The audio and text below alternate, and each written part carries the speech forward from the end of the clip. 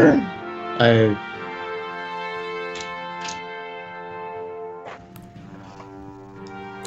hello, and welcome to Allies of Justice, Week 11. How's everybody doing?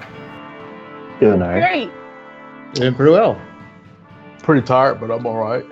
In tip-top shape. Same. Feeling like a murderous hobo right now. Let's get this thing on. Well, you're in a town full of civilians, so I suggest you don't. So, No. I'm only killing other murderous hobos. Gotta go after If you need to kill somebody, cannibalism is at the find the core village of my idiot. character. It's only cannibalism if you actually eat humans. Exactly. What's the purpose? You gotta eat them. Consume their flesh and become more powerful. Okay. You're the only one committing cannibalism. Everyone else just eating flesh. Yes, their strength will become your own. Somebody's playing too much Legacy of Kain lately. What is Legacy of Kain? Oh, I know. Never mind. so, anybody do anything special with your week? I'm boring. Well, we had our Independence Week down here. And I do mean week. We celebrate for like 5 straight days. So I basically drank all I needed to drink for the rest of the year and ate all I needed to eat for the rest of the year. Oh, that's pretty amazing, man. That's good for you. That means we don't need to take breaks this session. You never know. I do. I didn't have my Independence celebration. Unfortunately, as you may notice by the camera behind me at this time of the day, there are a lot of people coming and going from my family. So unfortunately, I may have to turn the camera off for a couple of seconds to talk to somebody here. Which is all good. Okay. I'm just glad to have you here. So, Shouldn't be much of a bother though. Shouldn't be. if that's everything for everybody, let's go ahead and jump into this week's game of Allies of Justice. Who wants to do a recap? Crystal said she had something exciting she wanted to do. Well, yeah, but that doesn't mean the recap. Take it I on. don't man. know when you wanted Take to do it. control from the start of the session and just hammer your way through shit. Well, you have to stand up for yourself at some point. No, someone else do it. I have terrible memory. I don't remember. God damn it. All right, so the way things have been going lately is the general plot line. We allied with criminals, and then criminals got turned over to the good side by Force Collar Alicia of the good he's known as Al. Now we're here with a week-long break. Yay! No, I'm just kidding. All right, so the more serious version of this is last week our party began with reuniting after having dealt with Thomas and his crew, having learned that they were going to be part of us for now, with a temporary alliance struck, with the intention to move on to a Carnes woman so that Adze could meet and discuss some personal things with her. Whilst this was happening, Bear and Connor, on their own personal mission, decided to get nachos and more beer, like they tend to do when they're together in town.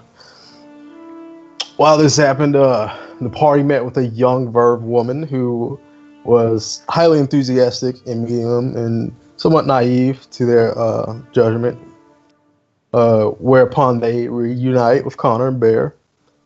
Introductions were made between the group, and then they proceeded on to meet with the Carnes woman. Shenanigans ensued. Thomas and what was his name? Bear stood outside. While the Carnes woman spoke with the party. Gub as well. That's right. Connor made apologies for his drunkenness while being drunk. It was pretty good to see the rest of the party trying to stop him. He literally pushed Adze away from him when he tried to do that. It was great. And after that, the party left while Adze had some private words with the woman. Who knows what they were getting up to? Probably some shenanigans. You know, that bastard cheating on Crystal like that. Fucking man slut. But we don't know that yet. Don't know it yet. But I'm pretty sure it's what happened, mind you. Afterwards, we came outside, told Thomas the shindig that he had to, purge his soul to undying goodness. He was not cool with that. He was ready to go off the handle and murder people, basically, from what it seemed like. And then MVP of the session, Naomi, just sweet talks him into going upstairs. And it was the greatest thing ever. It had all of us on the hype train. So he goes up the stairs, all pounding. I'm gonna be good. I'll show you, you damn bastards. Gets up there, and then he gets tricked into making this terrible deal with Al. which basically just shackles his mind. It's kind of crazy and cool at the same time. And that was kind of the situation we left off on with us heading back to Mama Babadook's. I said that right for the first time, right? Someone confirmed that for me. Yeah, you did pretty good. Yes. Sounds like the kind of game I was expecting Knight to be running, to be fair. Yeah. Thank God. I finally said her name. That sweet old lady. And this one. Whereupon the party returned to their lodgings and decided to take a recuperative rest and gather their thoughts and start making plans and actions going on. So they took a week off of their lifestyle of it. Handymanship / mercenary / contract work, whatever the hell it is we really do. Don't really know yet. But that's kind of the situation we left off on.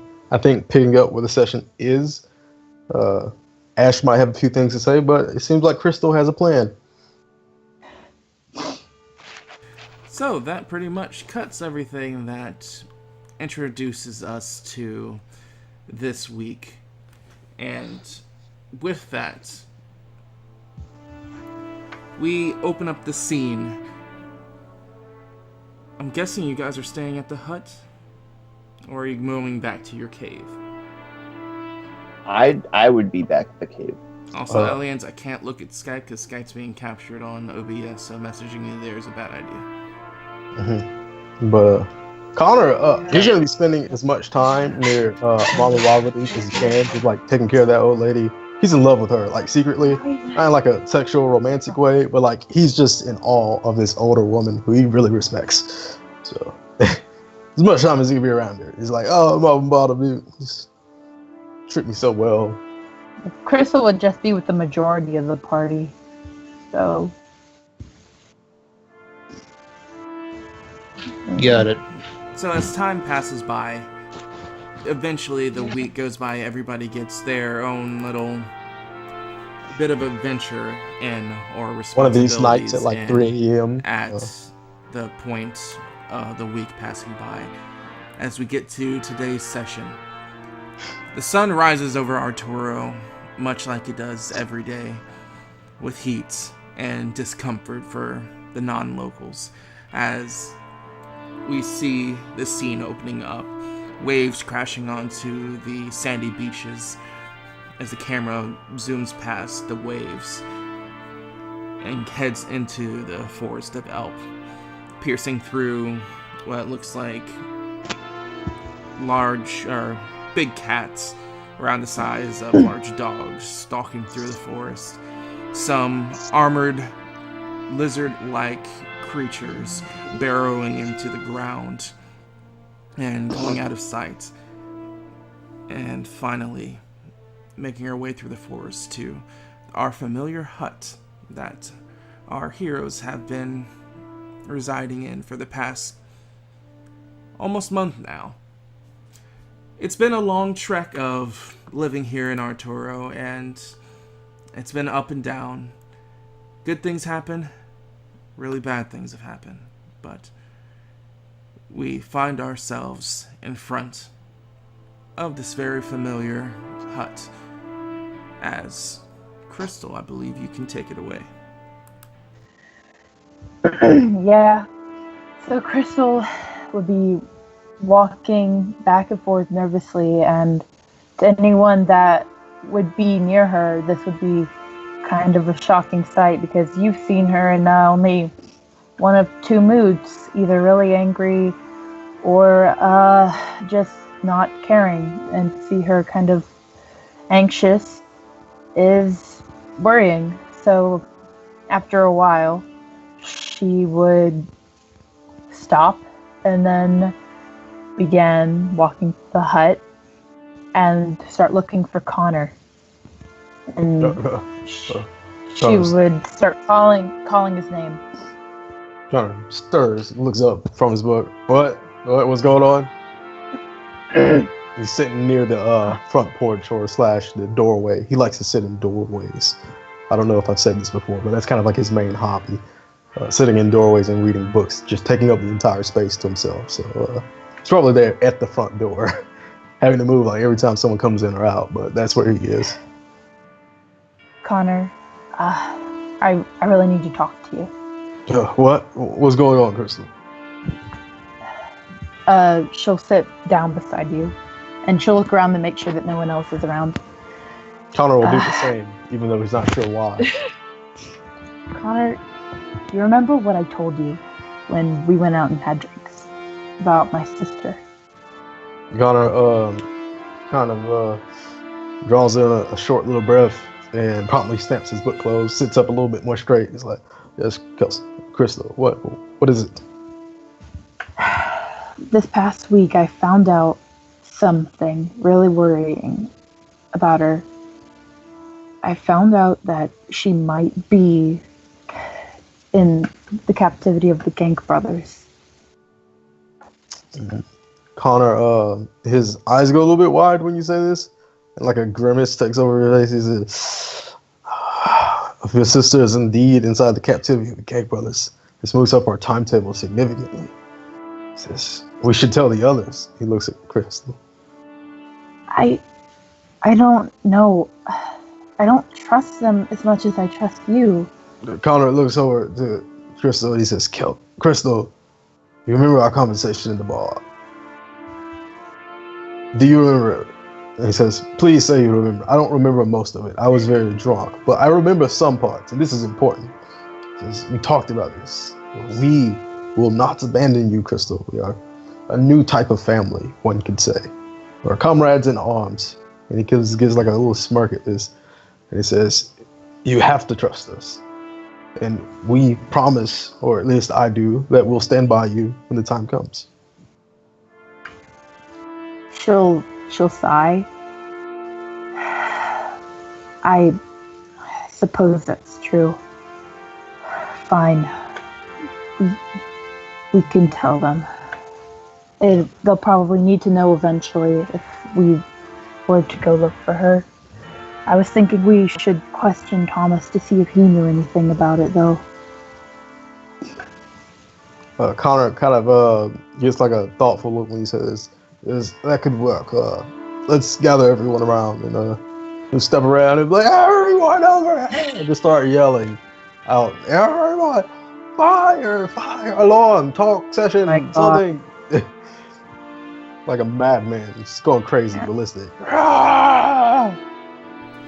Meanwhile, where will we find Kronk at this time? Well, is anyone still inside the cave? No. Okay, well then I guess I'd be going to the hut then.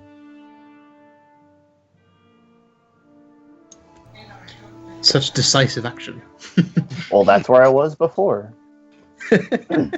No one else is there, then there's no reason for me to be there. Assuming that, it's been kept up and etc. Yeah, this is how you're deciding it. So what are you doing? Like, what is your character doing right now? You can make this decision. It doesn't need to be influenced on anyone else. Oh, okay. Well, I'm just in general of keeping the cave, trying to make sure it's more of a guild hall than what it is.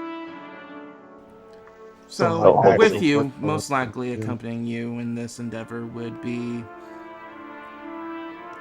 Bear. And Gub and Thomas. And possibly, no, it would be them. As you guys have been checking up on the cave itself.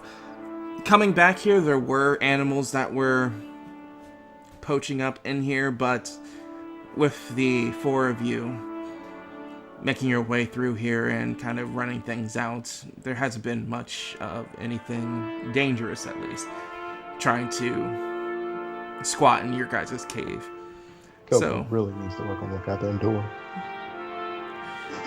The idea of making a door seems a little bit more realistic after you guys had to run out a couple of possums and families of raccoons, but you find ourselves as the camera moves past into the forest and speed travels about a half a day to find itself in front of the cave. Kronk, currently, what are you doing? I'd be cutting up wood for all this excess stuff. So just cutting down those little trees that are near our cave, getting rid of whatever's close. You can tell I don't have the expertise of getting good wood. Poor Anthony, I Meanwhile, would've on the totally opposite choose end, that. they're doing the exact same thing. Just knocking down easy trees, cutting them down. Basically, making the area around the cave itself a little bit more accessible with downing trees, and at the same time garnering yourselves with some wood to hopefully get some improvements done. Gub Gub also about a third of the way finished with making the cave entrance door for your guys' little hideout slash whatever you guys want to call it. And actually, Gub hole. Thomas would be throwing his hand into helping you guys as well. You could call it a clubhouse. Right. It's called the Gub Hole. The Gub Hole. The Gub Hole. Actually, Gub Gub made the time to get a plank of wood right over the cave, and it's just a very bad drawn face of Gub Gub in a hole. I can get down with that. Great. You have officially turned our glorious guild hall into some backwater crux prostitution den. You weren't there. Exactly. So it's No around responsibility for these It's bad around actions. this time as the sun finally comes up, heat seeming to rise up in the area. They can hear like this mad ass Tarzan yell coming. Oh, from the I distance. actually do not. I know. But just let me have this. I refuse. Okay. Well, I think that's enough for whatever you guys plan to do for the wood back at the place in Altura. Granted, we could probably use all these logs instead of you dragging it back there. Thomas says to you, Kronk. I wasn't dragging these kind of trees back to Arturo. I want them special red ones over there. As I point to the other side of the island. Oh, good, then this is all for us. You wouldn't have to know how to transport those type of trees all the way up over here. He looks towards the trees, which these trees are so large that they actually go over the tree line of the trees your guys are around. And he grits his teeth, raising a brow. It's like, does he want the entire tree? Can we just bring pieces of it?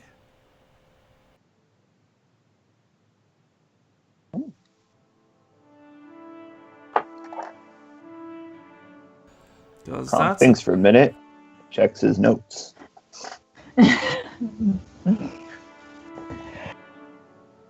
Just gotta make sure everything works, or else. Kronk reaches up and No, he doesn't- strokes his purple beard. He doesn't need All the he thinks entire is- tree, just logs of it. Then that's probably my answer. Maybe we can down one and just spend time chopping at it. Make it easy to make, easy transportable logs that this bloke needs. Probably get a cart too. Unless you know how to make one of those, Gub. Well, they're all friends now. He's calling him Gub and shit. Oh, yeah. So proud of you two. You've noticed this time, like when Gub Gub gets into the making stage, he's like the Gordon Ramsay of wood mortar. Like, Huh. it's actually, even for you, a little bit frightening getting in his way when he's actually trying to build this door. Because he's almost anal retentive about making sure everything's level and everything's right. You guys can't count how many times you guys had to scrap wood because he said it wasn't good enough for his door. So, as you like holler to him, he's distracted and hasn't really been paying attention while like making sure the pieces of wood you guys are gathering for him is level. He has like a piece of like wood chipping in his mouth and chewing on it while analyzing all this wood. He's going like total prima donna architect up over here. Oh, that's good. I mean, you know that door's going to be solid. Exactly. It's gonna be beautiful. It's gonna be so goddamn well made. But at the same time, it's gonna be a bitch to make. I need the wood of a 500-year-old tree, or this thing is just not going to work with my style. How many times do I have to tell you? Totally messing up the feng shui. Give me 1 second. That would be so funny if he was that picky. But going back to Connor and Crystal, eventually the door of the hut like swings open, and an angry Adze would say, "Yes! Yes! You can stop yelling!" Connor keeps yelling, "Ah!" Oh, Adze. Ah! He's waiting for Naomi now. And back. And Naomi actually is making her way back from going to the beach as you're saying, or screaming. It's like, "Oh, is everything okay?" Connor takes a deep breath. I have not used my lungs like that in years. But, he says, Crystal, would you like to take over? I really haven't used my lungs like that in years. Oh, God. My heart. What's happening right now? Crystal will shake her head and sigh before turning to everyone. I just wanted... Look, I know I don't tell you guys much about me, but I just want to say, the sister I told you guys about the other day, she's been missing for a while. And the reason I joined the group, Adze, was so that I could try to find her. And I recently got information that she could have been taken captive by the Gank brothers. And I want to try to find her.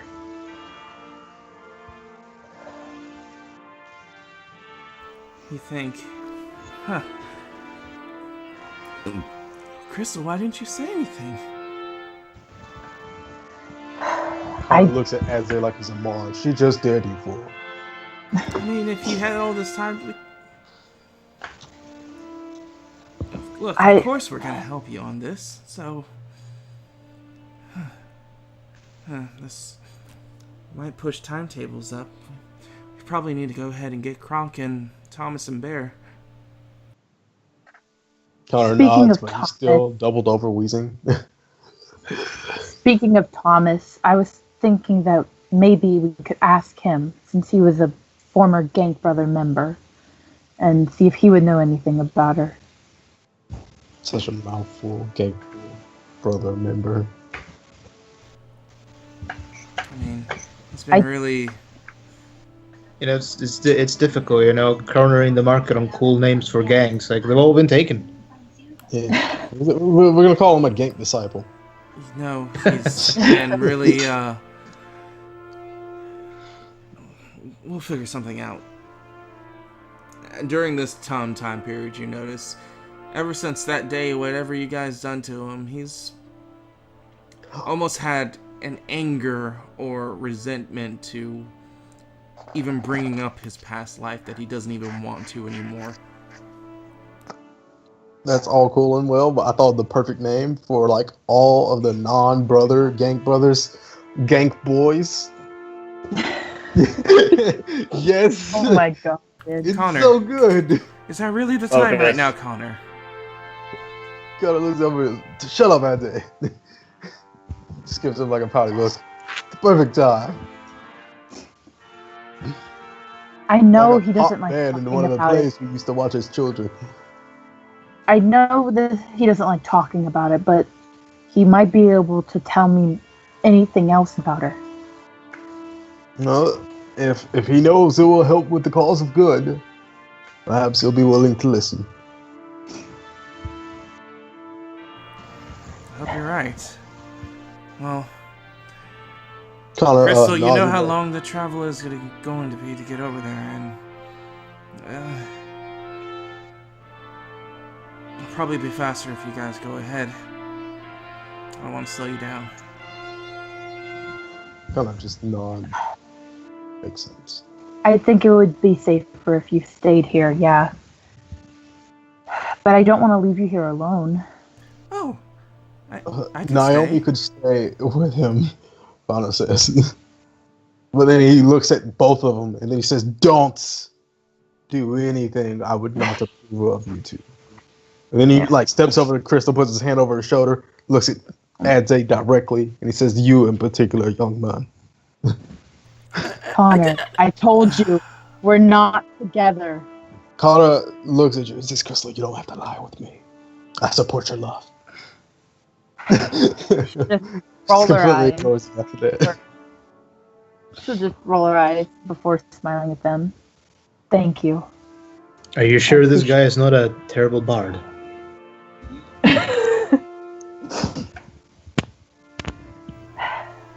And I guess they'll start heading towards the cave. Connor will go grab his pack. He's got his satchel and stuff. Things. Get his book. Likes to carry his book around with him. Grab his favorite vial of alcohol. Then realize it's empty and frown and go back down. We have to go buy alcohol sometime soon, Crystal, he says with a whimper. But back with Kronk, Bear, and Thomas. And Gup. And Gub. Gordon Gub. Gub Ramsey. Gub Ramsey. Ramsey is his surname this entire time. None of us knew. You guys trying to, conform him to regular peaceful life. Yeah, you gave him the last name Ramsey. He's Gub Ramsey. His middle name's Gub. First name's Gub. Last name To Ramsey. be fair, Gordon Ramsay and Gub Ramsay, they sound alike. It's great. But yeah, Thomas brings up a pretty good point on how to handle it. And when you tried to bring up the idea of Gub making a cart, he doesn't seem to be paying attention to you guys as he's still going over the pieces of wood for the door. I like to imagine that whenever Gub's working, any type of labor, it looks like a murder scene, kind of like how Connor imagined he was hacking up that body when he was digging before. It all seems to be like some horror murderous scene from any angle you look at him. He's just chopping wood. You can hear thriller music in the background. You can hear the violins slowly in the distance. Exactly. Sounds like Jaws. So, he's going to be busy. You want to go down, maybe look for a cart, take a drink? You couldn't have said anything better, mate. He says, giving you a clap on the shoulder. Digging his axe, into the dirt next to the cave. And did you guys buy him any clothing over this week break? Him. Thomas. Thomas? Please tell me you're not keeping him naked. He did get coin, remember? I mean, he got I'm going coin. to assume there's going to be some type of clothing left over from Tony. Because it's not like he keep everything. There's a poncho that actually works as a kind of like a shirt for him. It's large enough to be a shirt, or small enough to be considered a shirt for Thomas. Yeah, I mean, but if he hasn't really complained, it's hot out here anyways, so it's up to him whether he wants to get some new clothes. Yeah. So he leaves his axe and basically prepares at the end of the cave waiting on you. Anything you want to bring with you? Do you leave the sword? Yeah, I should probably leave the sword. Oh yeah, maybe take it out, get jumped again, make more followers, rinse and repeat every time you go into town. Have an army. All right, Connor. Eventually, the whole town just moves in. Exactly. Let him talk so we can move on. What were you saying, Kronk? I said that, and it's really heavy. I should not be holding this. So I'll go into what would be Tony's room at this time, and then put that check up on the head, make sure it's now covered with something and tied off as best as I can. Yeah, that thing's been rotting since you haven't really done anything to make it not rot. Yeah, I remembered about that, so I'm going to be spending a couple days instead of training doing that instead. Making it the way I want it to be, so. So if you did that instead, you actually replaced where the sword was in that container with the head. And isolating it from the air and whatnot, it doesn't seem like it's perfect, but at least it's not rotting as fast as it was when it was in open air.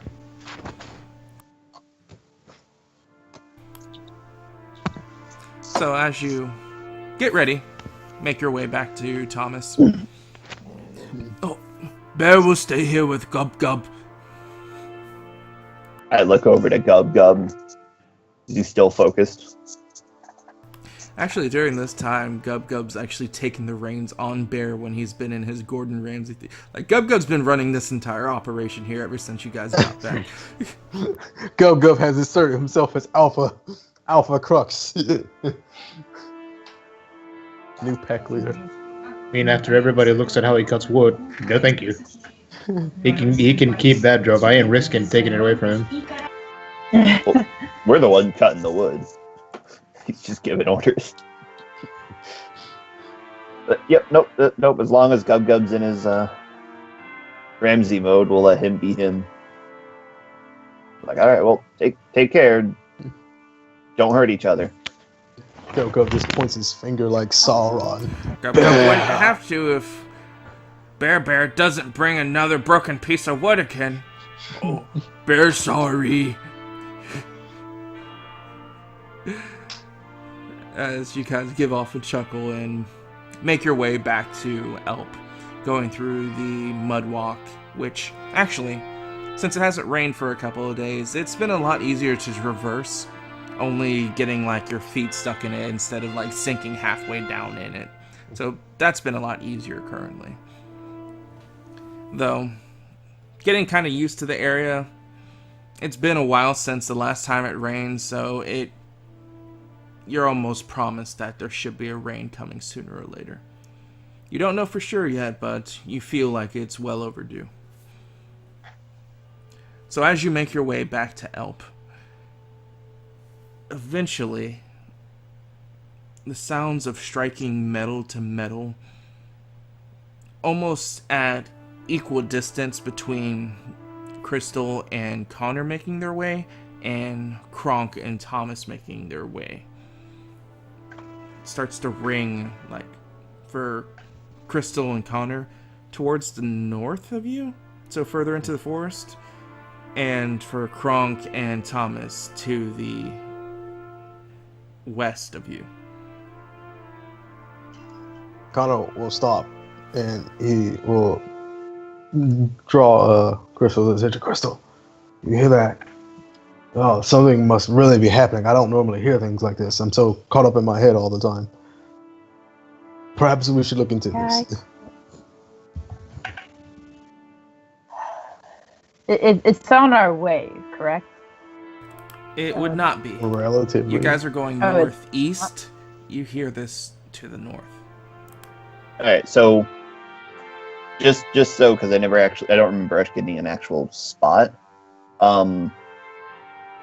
The Gub hole is east of Elp? It's northeast of Elp. Northeast of Elp. Okay. Crystal sigh. I mean, I guess we should. I don't see why not. Connor just kind of gives you like a pat on the back. There could be people in danger, Crystal. Yeah, you're right. And he will start to head towards the direction of these sounds at a pretty fast pace, not diddly daddling. So. And I'd look over to Thomas and it's like, you hear that? I know sounds like that from anywhere. Sounds like What is somebody's in a fight. I'd throw him my spare axe since he left his at home. And I was like, let's go. He gives you an affirmative nod, hefting the axe as you guys begin to run in that direction. Meanwhile... It's a bronze hatchet, for your record. Okay. Meanwhile, you've been traveling in this area for a time now, and unfortunately got yourself caught off guard. Surrounded, 3 dead at your feet,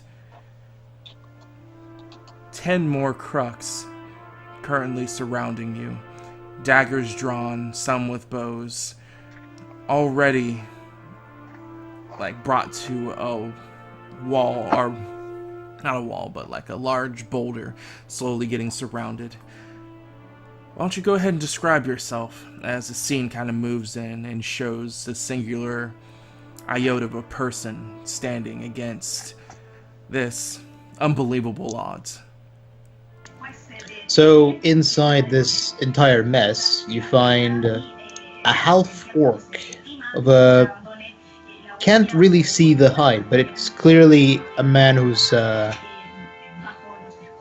the side of the more muscular, perhaps a berserker of some kind. He's carrying 2 axes, a bow and arrow, and enough to get by, apparently. And as you can see, he's clearly been hit quite a few times in the struggle. If you take a look at his face, it's clearly obvious that he's not going to go down without a fight, regardless of the surmountable odds against him.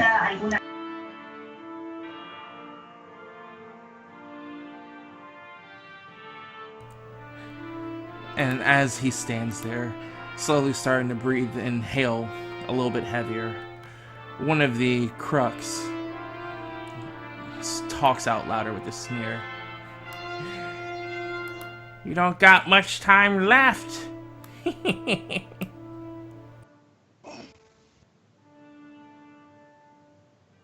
He wouldn't answer back with any words. He'll simply grip the axe that he's currently holding in one hand.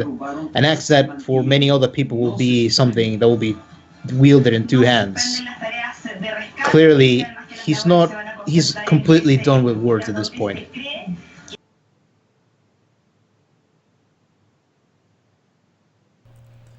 So it's around So did we... Oh. this time, while completely surrounded on all sides, the situation looking more and more dire. You watch as there's movement that happens directly behind them, which, for you, doesn't spell a lot of thankful things happening. But from the shrubbery, Kronk and Thomas, you see this half-orc looking to be defending himself against 10 Crux, 3 of them dead at his feet.